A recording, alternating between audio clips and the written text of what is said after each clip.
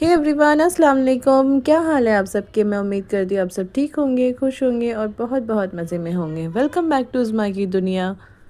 तो जी एक दफ़ा फिर से हाज़िर हूँ मैं आप लोगों के सामने एक नई वीडियो के साथ में। और इस वीडियो में आज हम बनाना सीखेंगे दो अलग तरीके की पकौड़ियाँ, मतलब भजियाँ। और आज हम बनाएंगे पालक की भजियाँ, और वो भी दोनों अलग अलग तरीके से बनाएंगे। बहुत जल्दी बन जाती है और बहुत टेस्टी लगती है। सच में आपको ऐसा लगेगा कि ना इसमें मतलब जो प्लेन पत्ते वाली मैं बनाने वाली हूँ ना, उसमें तो कुछ भी नहीं करना है। बस आपको पत्तों को ना, पालक के पत्तों को ना बेसन में डिप करके आपको उसको फ्राई करना है। लेकिन वो इतनी मज़े की लगती है, बहुत टेस्टी लगती है सच में। वैसे अगर आप उसमें और कुछ चीज़ें ऐड करना चाहते हो तो कर सकते हो, बट मुझे ना वो ऐसे ही अच्छी लगती है। एकदम प्लेन, उसमें कुछ भी नहीं होता, बस मैं हल्दी और नमक डालती हूँ और वो इतनी मज़ेदार लगती है, मुझे बहुत टेस्टी लगती है। तो जब भी हमारे यहाँ रमज़ान आते हैं, मतलब हमारे यहाँ मतलब रमज़ान होते हैं जब भी, तो जब ये भजिया बननी लाजमी है। क्योंकि यूजुअली हर मुस्लिम घराने में मेरे ख्याल से रमज़ान में जितनी भजिया बनती है वो आम दिनों में बहुत रेयरली, कभी कभार जैसे बरसात का मौसम हुआ तो चलो एक आध दफ़ा बन गई। बट रमज़ान ही एक वो ऐसा महीना आता है जब हम पूरा महीने भजिए के बिना हमारी इफ्तारी नहीं होती, क्योंकि भजिया होना कंपलसरी होता है दस्तरखान पर। बाकी सारी चीज़ें भी होती है बट लेकिन पकौड़ियाँ होना वो मस्ट है, उनके बिना इफ्तारी नहीं होती। और हमारे यहाँ तो बल्कि इफ्तारी के बाद, मतलब हमारे यहाँ पे जब इफ्तारी होती है ना, तो इफ्तारी में से थोड़ी सी भजिया रखी जाती है, जो इफ्तारी के बाद में चाय के साथ में ली जाती है। तो चाय भी ज़रूरी है, मतलब इफ्तार होते ही सबसे पहले जब नमाज़ पढ़ने के लिए खड़े हो जाओ ना, तो चाय सबसे पहले रख कर खड़े हो, तो उसके साथ भी में पकौड़ियाँ चाहिए ही रहती है। तो इसलिए भजिया सबसे ज़्यादा बनती है हमारे घर में। तो खैर, तो बस यहाँ पर देखिए हमने ना, मैंने दोनों अलग अलग तरीके से ना, मतलब ये जो पालक के पत्ते हैं, वो जो थोड़े बड़े बड़े से होते हैं ना, एकदम छोटे वाले नहीं होने चाहिए, थोड़ा सा ठीक ठाक से बड़े होते हैं ना, वो ले ले, उनको दो अलग तरीके से कर रख ले। मतलब एक साइड में हम जो पत्ते वाली बनाएंगे उसके लिए, और एक तरफ हम जो हम लोग कट करके बनाएंगे उसके लिए। तो मैंने यहाँ पर ना देखिए दोनों जगह हाफ हाफ करके डिवाइड कर लिया। मैंने पत्ते लिए थे 10-15 के करीब मैंने पत्ते अलग रखे थे, और बाकी मैंने थोड़े से पालक अलग रखे थे। और मैंने यहाँ पर ना 2 चम्मच भर के बेसन लिया है, और उसके अंदर मैंने थोड़ा सा नमक टेस्ट के अकॉर्डिंग और थोड़ी सी ना हाफ़ टी स्पून के करीब हल्दी डालकर इसका ना अच्छे से एक बैटर बना लिया। और बहुत एकदम स्मूथ कंसिस्टेंसी के साथ, मतलब बहुत ज़्यादा एकदम पतला तो नहीं होना चाहिए और एकदम थिक भी नहीं होना चाहिए। देखिए अभी ये जो है ना, इस पॉइंट पर थोड़ा सा ठीक है, तो इसके अंदर थोड़ा सा और पानी डालें और इसको अच्छे से फेंट लें। मतलब ना बेसन के अंदर ना लम्स नहीं रहने चाहिए, गांठें नहीं पड़नी चाहिए। तो आप इस तरीके, इसलिए मैं हमेशा ना बेसन वगैरह जब भी कभी मैं इस तरीके से कुछ भी बनाती हूँ तो मैं इसको हाथ से फेंटती हूँ, ताकि मुझे प्रॉपर पता रहना चाहिए कि ना मतलब उसमें लम्स है क्या नहीं है, और वो क्या बोलते हैं गांठ वगैरह है क्या नहीं है। देखिए इसमें बिल्कुल बिल्कुल सेम कंसिस्टेंसी का आप ना बैटर बना ले इस तरीके से। देखिए आपको दिख रहा होगा ना, इसमें ज़रा से भी लम्स नहीं दिख रहे होंगे। और वैसे हम लोग जो बेसन यूज़ करते हैं ना भजिया वगैरह बनाने के लिए, हमारा ना चक्की से पीस कर आता है, मतलब रमज़ान के लिए ना मम्मी स्पेशली पिसवाती है।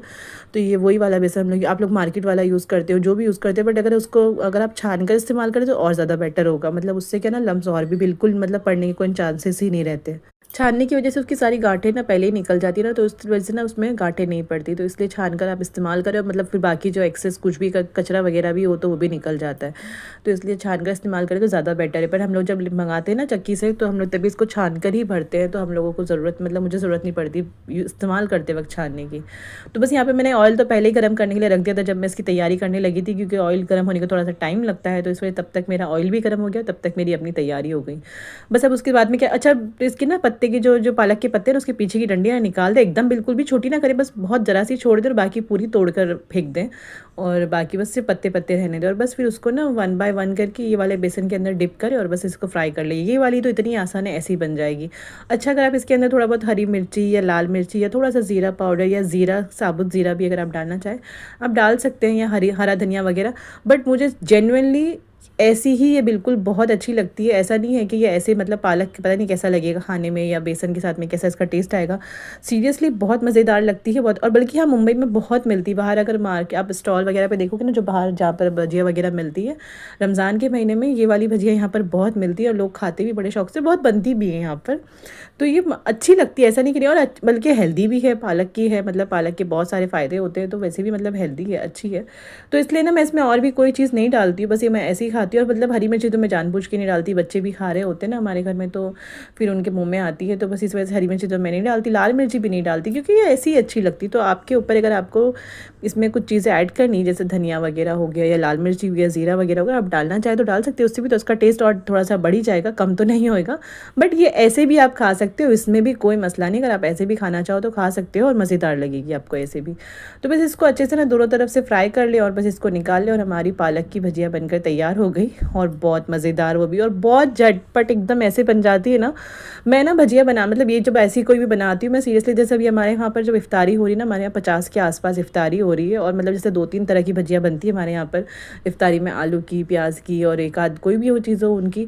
तो ये सारी चीज़ें ना मैं 6:30 बजे के बाद लगती हूँ, क्योंकि सबको गरम गरम चाहिए होती है, वो ठंडी ज़रा सी भी हो जाए ना तो फिर सब बोलेंगे कि आज बहुत पहले बना के रख दी। बहुत तो हमेशा ऐसे ही होता है, मैं 6:30 बजे के भी बाद में लगती हूँ, और फटाफट करके ना मेरी वो 15-20 मिनट में मेरी 2-3 तरीके की भजिया बन के रेडी हो जाती है। तो ना मैं आपको वही चीज़ें बता रही हूँ जो ना बहुत जल्दी आप आराम से बना सकते हैं। अगर आप बहुत पहले बना के रखते हो तब भी आपको कोई मसला नहीं है, और अगर ऑन टाइम भी आप बना रहे हो तब भी फटाफट बन जाती है। तो बस देखिए इस तरीके से आप इसको निकाल लें, और बाकी जो बची हुई आप उसको भी इसी तरीके से फ्राई करके निकाल लें। बस उसके बाद में हम बाकी की जो दूसरी वाली ना, वो हम इसकी तरफ बढ़ते हैं। यहाँ पर देखिए मैंने सारी जो बाकी के और पत्ते बचे थे ना, मैंने निकाल लिए थे, बस 1-2 मैंने छोड़ दिए थे। और यहाँ पर देखिए जो बेसन जो मैंने पहले इस्तेमाल किया था ना, मैं उसी के अंदर बना रही हूँ ये वाली भी। यहाँ पर ना मैंने एक बड़े साइज़ का प्याज लिया है, उसको स्लाइस कट कर लिया, और ये जो मैंने पहले पालक लिया था ना, थोड़ा सा करीबन मेरे ख्याल से 100 ग्राम के आसपास होगा मुश्किल से, ये उसको मैंने अच्छे से बारीक कट कर लिया था। और जो इसमें नीचे बेसन है ना, वो बहुत मामूली सा है, मतलब बहुत ज़रा सा है, बहुत ज़्यादा नहीं है। अगर आपके पास में ऐसा मिक्स करा हुआ बेसन हो ना, और मतलब बहुत ज़्यादा हो, तो वो आप इस भजिया में इस्तेमाल ना करें, क्योंकि उसमें पानी होता है ना ऑलरेडी। तो फिर ना ये जो पालक की भजिया जब होती है ना, उसमें पानी नहीं होना चाहिए, मतलब बिना पानी की बेसन होना, मतलब पानी बेसन के अंदर ना पानी नहीं होना चाहिए। तो इसलिए अगर आपका वो जो बेसन जो मैंने जिसमें पहले भजिया बनाई थी, अगर वो बहुत ज़्यादा है तो आप उसको पहले ट्रांसफ़र कर लो किसी बर्तन में, और फिर आप इसकी तैयारी करो। बट अगर बहुत मामूली सा थोड़ा बहुत है तो चल जाएगा, उसमें कोई मसला नहीं है। अगर इसके अंदर पानी रहा ना, मतलब या तो अगर आपने पानी ज़्यादा डाल दिया आप इसको मिक्स करते टाइम पे, या इसमें ऑलरेडी जो गीला बेसन है वो बहुत ज़्यादा है, तो उसकी वजह से क्या होगा ना, आपका जो ये पालक है ना, जब आप इसकी भजिया बनाकर आप इसके अंदर डालोगे ना, तो पूरा बिखर जाएगा, सही से बाइंड नहीं होंगी इसकी भजिया। तो इस वजह से ना इसके अंदर पानी बिल्कुल ना के बराबर होना चाहिए। उससे एक तो क्रिस्पी बहुत होएगी, और आपका जो पालक है ना बिखरेगा नहीं, मतलब उसको एकदम अच्छे से भजिया बन जाएगी उसकी। अच्छा, फिर भी अगर कई दफ़ा ऐसा होता है ना कि बाय चांस गलती से या हम मिक्स करते वक्त हमको अंदाज़ा समझ में नहीं आया, हमने बहुत ज़्यादा पानी डाल दिया, तो फिर क्या करना होता है ना, आपको फिर इसके अंदर सूखा बेसन आपको और ऐड करना होता है। बट उससे फिर क्या होगा, आप ज़्यादा बेसन डाल दोगे ना, तो फिर बेसन का ही आपको टेस्ट आएगा, जो एक्चुअल इसका टेस्ट है पालक का, वो मिस हो जाता है थोड़ा सा, फिर बस बेसन का स्वाद आता है। तो इस वजह से ना बेसन भी थोड़ा सा कम डालें, इसमें पानी भी बिल्कुल कम डालें। बस ना इतना बेसन होना चाहिए जितने में ना ये पालक और प्याज वगैरह सब अच्छे से ना मिक्स हो जाए इसके अंदर, और थोड़ा सा बेसन चिपक जाए, इस हिसाब से हमको इसकी भजिया बनानी है। तो बस देखिए यहाँ पर मैंने ना 100 ग्राम के आसपास पालक लिया था, और एक बड़े साइज़ की मैंने प्याज ली थी, उसको मैंने पतला पतला लंबा स्लाइस कट कर लिया था। और इसके अंदर ना मतलब बेसन की क्वांटिटी के हिसाब से मैंने 2 चम्मच के करीब, जैसे जितना मैंने पहले लिया था उतना ही मैंने इसके अंदर डाला है। नमक मैंने टेस्ट के अकॉर्डिंग डाला है, हाफ़ टी स्पून के करीब मैंने इसमें हल्दी डाली है, और थोड़ी सी लाल मिर्ची डाली है मैंने तीखे के लिए। थोड़ी सी मैं तो इसमें हरी मिर्ची डालना चाहती थी, बट बच्चों की वजह से नहीं डाल पाई। तो बस देखिए इस तरीके की इसकी कंसिस्टेंसी होनी चाहिए भजिया की, जो ना ये हाथ पे चिपके नहीं, मतलब अगर आप ऐसे हाथ में से निकाल के डालें तो डल जाए। और इसके अंदर मैंने थोड़ा सा कुटा हुआ धनिया भी डाला है, अक्खा धनिया जो होता है साबुत धनिया सूखे वाला, वो वाला मैंने डाला है कूट के। भजिया वगैरह अगर आप प्याज की बना रहे हो या फिर इसकी या किसी भी चीज़ की बना, तो उसके अंदर थोड़ा सा कुटा हुआ धनिया अगर आप डाल देना, मतलब धनिया कुटा हुआ होना, पिसा हुआ नहीं डालना चाहिए, तो उससे ना थोड़ा सा टेस्ट बढ़ जाता है उसका, तो अच्छा स्वाद आता है, तो इसलिए वो भी ज़रूर डालें। तो मैंने यहाँ पर डाला है, और बस अब इसको हम मिक्स कर लेते हैं अच्छे से। और पानी बहुत ज़रा सा मैंने 1-2 चम्मच और ऐड किया था, क्योंकि मुझे बिल्कुल पानी ऐड करने की ज़रूरत पड़ी नहीं, क्योंकि इसमें ऑलरेडी थोड़ा सा गीला बेसन था ना, तो इस वजह से बिल्कुल पानी की ज़रूरत मुझे पड़ी नहीं। तो बस यही तरीके को फॉलो करते हुए आपको इसकी भजिया बनानी है। देखो आपको दिखने में ही पता चल रही होगी कि कितनी क्रिस्पी बनी है, और इसका सबसे मेन रीज़न बस यही है क्योंकि इसमें पानी नहीं है, इसी वजह से ये इतनी क्रिस्पी। अगर आप पानी डालोगे ना तो उससे वो उतनी क्रिस्पी नहीं बन पाती है। तो बस इस तरीके से करके आप इसकी जिस भी शेप की या बड़ी छोटी जितनी आप बनाना चाहते हैं, आप इसकी भजिया बना लें, और बस इसको अच्छे से गोल्डन होने तक फ्राई करें, और बस उसके बाद में निकाल लें। और देखिए हमारी मज़ेदार सी एकदम क्रिस्पी पालक की भजिया बनकर तैयार हो जाती है, जो सच में बहुत टेस्टी भी लगती है और बहुत इजी है। मतलब मैं बता रही ना आपको, दोनों की दोनों भजिया ना आप 10-15 मिनट में आराम से बना लोगे। मतलब फ्राई वगैरह करने का भी टाइम अगर आप मेजर करो तो वो भी सब लगाकर आपके 15 मिनट में दोनों भजिया बनकर तैयार हो जाएगी, और दोनों लगेंगी बहुत टेस्टी और कुछ अलग हो जाएगी। मतलब पालक अगर है या आप मंगाकर बनाते हो तो दोनों की दोनों ना बहुत थोड़ी डिफरेंट हो जाएंगी। तो बस इसी तरीके से आप ये पालक की भजिया बनाएं, खाएँ और मुझे बताएं कि आपको मेरी पालक की भजिया की रेसिपी कैसी लगी, और आपने बनाई है या नहीं बनाई, और ऐसी ही बनी है या नहीं बनी। बस थोड़ा सा ध्यान रखना कि पानी आप कम डालें जब आप ये जो कटी हुई भजिया है ना, जो बेसन मतलब पालक की जो आपने काट कर बनानी है, अगर उसके अंदर बस आपको पानी थोड़ा सा कम डालना है, बहुत क्रिस्पी बनेगी, बहुत मज़ेदार बनेगी, और सच में बिल्कुल ऐसी ही बनेगी जैसे मैंने बनाई है। तो आप बनाना ज़रूर। तो बस यहाँ पर इफ्तारी के लिए हमने दस्तरखान लगा चुके थे और यहाँ पर इफ्तारी का टाइम होने वाला था। बस यहाँ पे सब बैठे हुए थे, दुआ वगैरह मांग रहे थे। तो आज हमने फ्रूट्स कट करके रखे हुए थे यहाँ पर, और भजिया थी, और ये थे सफ़ेद वाले चने जो होते हैं ना, सफ़ेद वाले छोले जिनको बोलते हैं। तो आज मैंने उनकी सलाद बनाई थी। नॉर्मली क्या होता है ना, मैं ब्लैक वाले चने की, मतलब ज़्यादातर मैं ब्लैक वाले चने की ही बनाती हूँ, बट आज मैंने ना इसकी बनाई। मतलब नॉर्मली कभी कभार ना बहुत 2-4 दिनों बाद मैं अक्सर एक आध दफ़ा इसकी बना देती हूँ, सफ़ेद वाले छोले की, थोड़ा सा टेस्ट चेंज होने की वजह से, क्योंकि रोज़ वही खाई जाती है और मेरे हस्बैंड को वो बहुत पसंद है। मतलब चने की सलाद उनके लिए ज़रूरी है कि इफ्तारी, वैसे तो वो और कोई किसी चीज़ की डिमांड नहीं करते इफ्तारी में कि मतलब ये बनाना है वो बनाना है, ऐसा कुछ भी नहीं है, बट उनको इफ्तारी में फ्रूट्स होने कंपलसरी है और ये चने की सलाद उनको चाहिए ही चाहिए। बस ये 2 चीज़ें उनको इफ्तारी में ज़रूर चाहिए। तो बस यही चीज़ें मैं कोशिश करती हूँ कि एटलीस्ट ये चीज़ें तो मैं उनके लिए अरेंज कर सकूँ कि मैं ये बना कर दूँ आप उनको। तो बस इसी वजह से ना, मतलब और इसी वजह से मैं थोड़ा सा फिर चेंज कर देती हूँ, मतलब चने से फिर मैं कभी कभार एक आध दिन ना मैं ये सफ़ेद वाले छोले बना देती हूँ।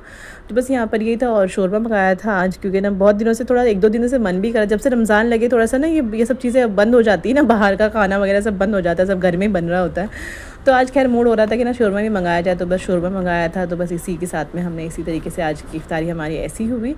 और बस फिर उसके बाद में ना, शायद ये मेरे ख्याल से आज ना रेड मून था, मतलब हम लोग इफ्तारी वगैरह करने के बाद में हम लोग बैठे हुए थे ना, ऐसे बच्चे वगैरह हम लोग सब खेल रहे थे, हॉल में बच्चे खेल रहे थे, हम बैठे हुए थे इफ्तारी के बाद नमाज़ वगैरह पढ़ के चाय पी रहे, तो मेरी नज़र पड़ी बाहर, तो आज रेड मून हुआ था और बहुत खूबसूरत लग रहा था। यहाँ से तो मतलब बहुत क्लियर दिखता है, ऐसा लगता है बिल्कुल सामने है, बट लेकिन ना जब वीडियो बना रही होती तो ऐसा लगता है कि पता नहीं कितनी दूर है, बट बहुत खूबसूरत लग रहा था, बहुत प्यारा लग रहा था। मैंने सोचा चलो ठीक है, एक रेड मून की फ़ोटो मुझे लेनी चाहिए, वीडियो मुझे लेनी चाहिए। मैं अक्सर चाँद की वीडियोस आप लोगों के साथ में शेयर करती हूँ। मुझे पता नहीं क्यों एक अलग ही किस्म का ना ऑब्सेशन है चाँद वगैरह से। जब इस तरीके से जब पूरा चाँद दिख रहा होता है ना, मुझे इतना अच्छा, इतना खूबसूरत लगता है सच में। मैं घंटों देर बैठ के देखती हूँ, जब तक वो मतलब मेरी नज़रों से ओझल नहीं हो जाता ना, तब तक मैं चाँद देख रही होती हूँ, खिड़की से हो या नीचे वगैरह हो ना, हम लोग ज़रूर देख रहे होते हैं। और मुझे बहुत खूबसूरत लगता है सच में, बहुत ही ज़्यादा। बस फिर ये ना इशा की नमाज़ के बाद की बात है, हम जा रहे थे, हम कहाँ, पहले तो हमने, हमारा कोई ऐसे फाइनल डिसाइड नहीं हुआ था कि हम कहाँ जा रहे हैं। हम पहले तो ये था कि हम बस एक राउंड लगा कर आते हैं, रमज़ान में कहीं निकलना होता नहीं ना, बच्चे उतरते कहीं पर जाने के लिए, तो चलो एक चक्कर लगा कर आते हैं बस ऐसे ही। तो फिर बाद में, लेकिन जब हम उतरने तक, जब तक रेडी वगैरह हुए, हम नीचे आए, तो तब तक फाइनल ये हो गया था कि हम चलो फालूदा पी कर आते हैं जहाँ हम पहले गए थे। तो फिर ये था कि चलो वहाँ पर पी कर आते हैं और तब एक राउंड भी हो जाएगा और वहाँ तक पी के थोड़ा सा कुछ खाना पीना भी हो जाएगा। तो हम मतलब यहाँ जब हम निकलने लगे तब तक हमारा डिसाइड हो गया था कि हम फालूदा पीने जा रहे हैं। तो मोहम्मद की तो खुशी के कोई ठिकाने नहीं थे, कि मोहम्मद को रोज़ रहता है कि ना उसको रोज़ आना ना कोई ना कोई, मतलब कोई क्या, मतलब हम ही लोग उसको बाहर लेकर जाएँ, या तो उसको आइसक्रीम खिलाएं या उसको कुछ भी खिलाएं, मतलब उसके साथ में उसको बाहर जाना ज़रूर। मतलब पूरे दिन भर नहीं ज़िद करता, बट वो रात जैसे होती है ना, मगरिब होती है, मगरिब के बाद इशा होती है, उसको फिर पता नहीं क्या लगता है कि बस चलो अब्बू आइसक्रीम खिला के लाओ, मम्मी चलो, मम्मी बाहर चलो, बाहर से ये खा कर आएंगे, बाहर से वो खा कर आएंगे, और खूब मस्के लगा रहा होता है अपने अब्बू को। क्योंकि मेरे साथ तो नहीं, मैं एक दफ़ा अगर कोई चीज़ मना कर दूँ तो फिर उसकी हिम्मत नहीं होती मुझसे दोबारा कहने की ना, वो मुझसे कहता है, क्योंकि उसको पता है मम्मी जो एक बार बोल देगी ना कि नहीं करना है, तो फिर मम्मी को मैं कितना भी बोल लूँ, मम्मी उस चीज़ के लिए एग्री नहीं करेगी। तो लेकिन उसके अब्बू ही है कि वो कर, उनको 10 बार वो मना भी कर देंगे, तो लेकिन जब वो बोलता रहता है ना, तो वो मान ही जाते हैं, उसकी बात एंड में आके वो मान जाते हैं। वैसे तो वो मान ही जाते हैं, बस उसको थोड़ा सा तंग कर रहे होते हैं ना, थोड़ा सा मना कर रहे होते हैं, तो इसलिए वो अपने अब्बू के पीछे लगा रहेगा, चलो ना अब्बू, चलो ना अब्बू। और मतलब उनको अलग अलग तरीके से ना ऑप्शन दे रहा होता है, अगर आप मेरे लिए ऐसा करोगे तो मैं आपकी ऐसी बात मानूंगा, मैं आपके लिए ऐसा करूँगा, मैं वैसा करूँगा, ऐसे ऐसे। और ये देखो जो पीछे भी जो यहाँ पर ये जो लगा हुआ था ना शामियाना टाइप, ये नमाज़ के लिए लगा हुआ था। ये इस बिल्डिंग में ना नमाज़ होती, तरावी होती है, मतलब यहाँ पर हमारे आसपास में ना कई बिल्डिंगों में तरावी होती है। उन लोगों ने पूरा नमाज़ का पूरा एहतमाम किया हुआ है, नीचे चटाई वगैरह लगी हुई, पर्दे वगैरह बांधे हुए, पूरा ना तरावी होती है यहाँ पर। तो ये बहुत अच्छा यहाँ का, मतलब मुंबई का जेन्युइनली सच बता रही हूँ मैं, मतलब ऐसा नहीं कि मतलब हमारे, मतलब हर एक रिलीजियस के लिए सबका अपना अपना एक वो है, और सब अपने अपने रिलीजियस को बहुत अच्छे से फॉलो करते हैं और कोई किसी को डिस्टर्ब नहीं करता। जैसे अभी फ़िलहाल बीच में देखो कितना ज़्यादा आ रहा था ना कि होली भी है और जुमे का दिन भी है, तो जुमे में कितना मुश्किल होएगी, हमें भी होएगी, उनको भी होएगी शायद, बट इतने पुरसकून तरीके से यहाँ पर होली मनाई गई। और जुमे की नमाज़ भी, मतलब यहाँ पर ना जब मेरे हस्बैंड नमाज़ पढ़ के आ रहे थे ना, जुमे की नमाज़ पढ़ कर आ रहे थे, तो वहाँ पर 2-4 लड़के लोग ना होली खेल कर आ रहे थे, शायद खेल रहे थे, क्या कर रहे थे पता नहीं, बट जैसे वो मस्जिद में से निकल के थोड़ा सा, मतलब वो आते ना, थोड़ा सा रोड क्रॉस करना पड़ता है, तो वो लोग वहीं खड़े थे, तो जैसे वो उनके पास में से निकले ना, तो वो लोग बेचारे खुद सिमट के खड़े हो गए, थोड़ा सा पीछे हो गए कि उनके ऊपर कलर वगैरह ना लगे। तो सच में मुझे वो चीज़ ना यहाँ की बहुत अच्छी लगती है। वैसे तो हमारे इंडिया में हर जगह का ही ज़्यादातर ऐसा ही है कि हर इंसान अपने अपने धर्म को बहुत अच्छे से फॉलो कर रहा होता है, कोई किसी को तंग नहीं कर रहा होता, बट लेकिन कुछ जगहों पर है जहाँ पर तासुब परस्ती बहुत ज़्यादा है, तो उनमें ना मुंबई में ऐसा कुछ भी नहीं है। मतलब है वैसे देखो कुछ लोग ना ख़राब हर मज़हब सबके सभी जगहों पर होते हैं, बट यहाँ पर सीरियसली ऐसा बिल्कुल नहीं है। स्पेशली हमारे एरिया में तो बिल्कुल भी नहीं यहाँ पर हर मतलब मुस्लिम हो या हिंदू हो या कोई भी अदर रिलीजियस का बंदा हो, सब अपने अपने रिलीजन को बहुत अच्छे से फॉलो करता है। कोई किसी को डिस्टर्ब नहीं करता कि तुमको यही करना है या तुमको वही करना है। तो देखिए हमारे एरिया की रमज़ान की रौनक कितनी खूबसूरत लग रही है। रमज़ान की वजह से सारी डेकोरेशन, सारी लाइटिंग वगैरह हो भी है, और ये रात के 12 बजे का टाइम का वक्त है। और देखिए यहाँ पर कितनी रौनकें लगी हुई, कोई कह सकता है कि यहाँ पे रात के 12 बज रहे हैं। ये रेस्टोरेंट वगैरह ना पूरी रात मतलब सहरी तक खुले रहते हैं ये सब कुछ। और यहाँ पर दुकानें जो सामने स्टॉल लगे हुए ना, ये सब कुछ रमज़ान की वजह से ही लगे हुए हैं। यहाँ पर ना अलग अलग चीज़ें मतलब यहाँ पे कुछ फ्रूट्स और जो इफ्तारी के टाइम पर आइटम्स होते हैं ना, स्नैक्स वगैरह, मतलब ये भजिया पकौड़ी वगैरह और फ्राई वगैरह, इस तरह के आइटम सब से बिक रहे होते हैं। और हलीम हुआ, हलवा पराठा हुआ, ये सारी चीज़ें यहाँ पर लगी होती है और ये सब कुछ बेच रहे होते हैं। देखो कितनी भीड़ होती है ना इस टाइम पर, मतलब शहरी तक यहाँ पर यही हाल होता है। हर कोई बाहर सड़कों पर मिलेगा आपको। ज़्यादातर एक्चुअली एक मस्जिद है आगे, वहाँ पर ना तरावी हो रही होती है बहुत लेट, मतलब 10 बजे तरावी शुरू होती है और 12 साढ़े 12 के आसपास ख़त्म होती है। मतलब जो लोग काम वगैरह से आते हैं, जिनकी दुकानें, मतलब हर मतलब अलग अलग टाइम पर यहाँ पर तरावी है, ताकि हर इंसान अपने टाइम के हिसाब से एडजस्ट करके अपनी तरावी वगैरह अदा कर। मतलब हर तरीके का एहतमाम यहाँ पर रमज़ान के दिनों में बहुत अच्छे से होता है। और ये देखिए ये भी यहाँ पर दोनों होटल है, जो ये भी रेस्टोरेंट है, ये भी पूरे सुबह से तक खुले रहते हैं। बहुत रौनक इस पॉइंट पर तो इतनी रौनक होती है ना, इतना रश इधर होता है बहुत ज़्यादा। तो बस इसी के बराबर में हम यहाँ पर फालूदा पीना था हमको, यहीं पर ये देखिए सामने फालूदे वाला है, हमको यहीं आना था तो हम यहीं पर आए थे। यहाँ पर इतना रश हो रहा होता है ना, कभी भी आ जाओ। वैसे तो नॉर्मली इस पे हमेशा, इस कॉर्नर पे हमेशा ही रश रहता है, पता नहीं यहाँ इस कोने पे ऐसा क्या है, यहाँ पर हमेशा ही इतना रश होता है। बट लेकिन रमज़ान के दिनों में तो इसकी बात ही कुछ और होती है। और मतलब अभी तो हम लोग 12 बजे के आसपास है, थोड़ा सा बहुत कम था, बट अगर इसके और थोड़ा सा देर से आते ना, जब तरावी छूट जाती है, यहाँ पर आगे ही मस्जिद है ना, क्योंकि उसके बाद तो फिर यहाँ पर और भी बहुत ज़्यादा रश हो जाती है। मैं टाइम दिखा रही थी कि क्या टाइम हो रहा है, 12 बज रहे थे बिल्कुल। जब हम घर से निकले थे 11:30 बजे के करीब निकले थे। जब मैंने यहाँ पर आने के बाद मैं टाइम देखा तो करेक्ट 12 बज चुके थे। तो हम आए थे तो यहाँ पर हम फालूदा पीने के लिए, बट हमको यहाँ पर आने के बाद में फालूदा पीने तो हमको नहीं मिला। हम आगे निकल गए क्योंकि यहाँ पर इतने लाइन से नंबर लगे हुए थे। जब हम यहाँ पर आए ना तो उसने वो कहने लगा कि ना 15-20 मिनट आपको और जाएगी, अभी बाकी जो लोग खड़े ना इनकी। और मतलब वहाँ पर खड़े थे बहुत सारे लोग, सबने अपने अपना ऑर्डर दे के रखे थे, कहने आपको 10-15 मिनट वेट करना पड़ेगा। और सीरियसली मैंने बोला 10-15 मिनट मैं बिल्कुल वेट नहीं करने वाली, क्योंकि थोड़ा सा मैंने बताया था ना आपको, बीच में अभी पिछले कई दिनों से थोड़ी गर्मी हो रही है और इतने लोगों के बीच में आके ना थोड़ा सा और ऐसा लगता है सफोकेशन टाइप होने लगता है। मुझे तो यूजुअली नहीं, सच में बिल्कुल बर्दाश्त नहीं होती। तो मैंने बोला चलो यहाँ से हम कहीं और जाकर पी लेंगे, हम कुछ और खा लेंगे।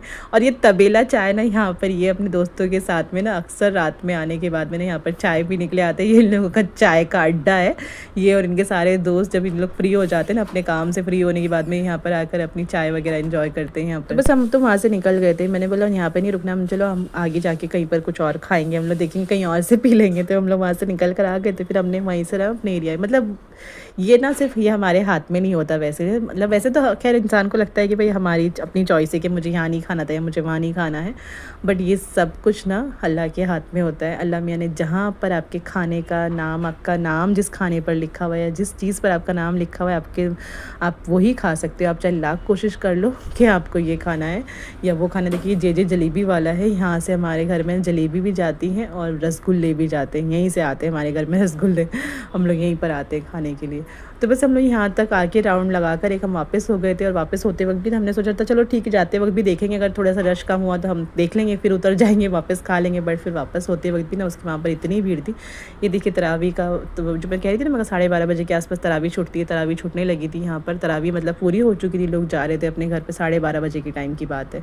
तो देखिए यहाँ पर 12:30 बजे भी ऐसी रौनक लग रही है, ऐसा लग रहा है कि दिन हुआ है। सब लोग ऐसा लग नहीं रहा है कि रात के 12-1 बजे के आसपास का टाइम है।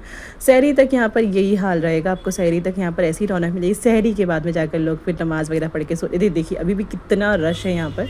तो मैंने बोला अभी यहाँ पर रुकना बेकार है, अब हम सीधा जाएंगे और हम जहाँ से हम आइसक्रीम खाते हैं ना, हम वहीं पर आइसक्रीम खाएंगे। तो बस हमने फिर वहाँ पर जाकर हमने वहाँ से आइसक्रीम खाई। तो इस तरीके से मैं कह रही थी कि ना, जो जहाँ पर आप जिस रिस्क पे आपका नाम लिखा होगा आप वही खाओगे, चाहे आप कितना भी ट्राई करो, कोशिश करो या आप कितना भी प्लान करो, आपका जहाँ पर रिस्क लिखा होगा आप वहाँ पर पहुँच ही जाओगे। हमारा बिल्कुल मन नहीं था ना, हमने सोचा था कि हम वो आइसक्रीम खाने जाएंगे या हम वो खाएंगे, पहली बात तो हम कहा कुछ खाने का कुछ ऐसा प्लान था ही नहीं, बट लेकिन फिर भी जब हम डिसाइड करके निकले थे हम फालूदा पी कर आएँगे, बट लेकिन वहाँ पर हमारा रिस्क नहीं लिखा हुआ, तो हमारा उस पर हमारा नाम नहीं था। तो जहाँ हमारा नाम था हम वहाँ पहुँच गए और वहाँ पहुँचकर हमने हमारे नाम का रिस्क एन्जॉय किया। हमने अपनी आइसक्रीम खाई, मैंने ली अपनी मैंगो फ्लेवर आइसक्रीम। इस वक्त मैंगो का सीज़न स्टार्ट हो चुका है, मतलब यहाँ पर तो मैंगोज़ आने लगे हैं, पर अभी पता नहीं कैसे आ रहे हैं, टेस्ट नहीं किए, बट यहाँ पर आने लगे हैं। तो मैंने सोचा मैंगो की मुझे खानी चाहिए, और रियल मैंगो की बता रही थी वो, कहीं लगी रियल मैंगो के है, और वो भी ना अल्फांसो वाली बता रही थी। तो मैंने बोला चलो ठीक है, मुझे यही वाली लेनी है। और बच्चों ने अपनी अपनी चॉकलेट ली, मतलब आयशा ने चॉकलेट ली थी, मोहम्मद ने पिस्ता ली थी, और तारिक ने स्ट्रॉबेरी पता है कैसे ली थी। मोहम्मद ने पहले तो बोला मुझे स्ट्रॉबेरी लेनी है, फिर उसने बोला नहीं मुझे पिस्ता लेनी है। तो स्ट्रॉबेरी उसकी रेडी बना चुका था वो, तो फिर वो कहने लगे चलो ठीक है ये मैं खा लेता हूँ, मोहम्मद अपनी पिस्ता खा लेगा। तो इस तरीके से इन्होंने स्ट्रॉबेरी खाई, मोहम्मद ने पिस्ता खाई। तो बस कुछ इस तरीके से हमने आज का दिन बिताया। आपको कैसा लगा हमारा आज का व्लॉग और वीडियो, आपको कैसी लगी आप मुझे कमेंट करके बताना, और मेरी भजिए की रेसिपी आपको कैसी लगी वो भी मुझे कमेंट करके बताना। मिलती हूँ आपसे फिर, तब तक के लिए अगर आप चैनल पर नए हैं तो सब्सक्राइब करके जाएँ, वीडियो अच्छी लगती है तो लाइक और शेयर ज़रूर करें, और मुझे अपनी दुआओं में याद रखिए। रमज़ान का महीना चल रहा है, बरकत वाला महीना चल रहा है, मुझे दुआओं में याद रखिए। मिलती हूँ फिर।